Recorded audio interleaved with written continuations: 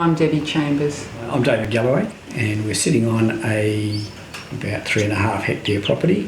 We started to do the whole sustainable building, growing food, all that type of thing through the 90s, and then disappeared, and the place sort of just potted around on its own. But anyway, in the meantime, we planted trees have grown, now we can harvest the firewood and the trees to build with. So the walls are made out of gravel that's been turned into rammed earth or mud brick. All the windows were recycled. The fireplaces are generally been bought second hand. We've done things like upcycling, so in the middle of the house there's a tower, a kiln from a mine. It was out in their scrap heap, so we commandeered it and had it brought down and cut to size, and it holds up the roof. It's got a pantry in the bottom, it's got a wardrobe in the top, it's got a staircase attached to the side of it. There's all sorts of features. If you're looking at it with a how do you save money point of view, they've been incredibly economical. But we've been able to create a building that's got a lot of texture and patina and personalisation about it. We have to have our own water tanks for rainwater to use for the house, but also groundwater for the veggies and fruit trees, and that's pumped out of the ground with our windmill.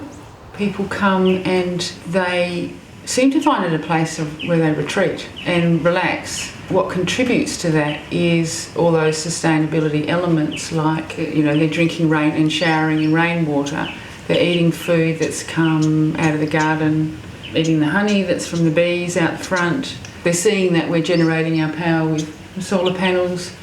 We've spent time trying to diversify, spread ourselves across a whole lot of the sustainability elements. Yeah. But I think the thing is, you don't have to do what we did in terms of building a place with your own hands.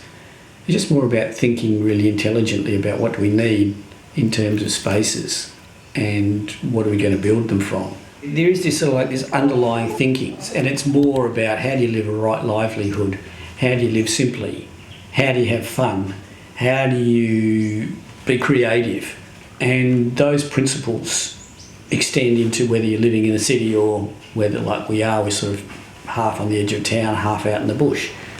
I think the first thing is just to make the choice to say, what do I want to do in my life?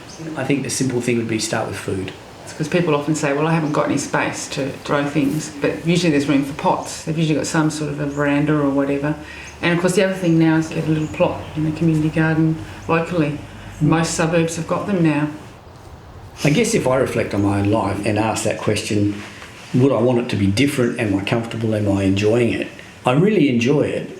It's not comfortable in the sense of everything's on tap, because I go out and chop the wood and basically I view it as cheaper than paying for gym fees. But at the same time I look at people flogging themselves around the pavements in Perth jogging.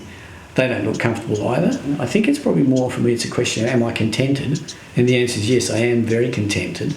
Part of our motivation for living like this and making these choices is not only personal, it's all about me, but it's about the planet and the community and I suppose the greater world that we live in. And the more you sort of can do that balancing act between giving back and at the same time not giving back, so that you actually drain and just, you disappear.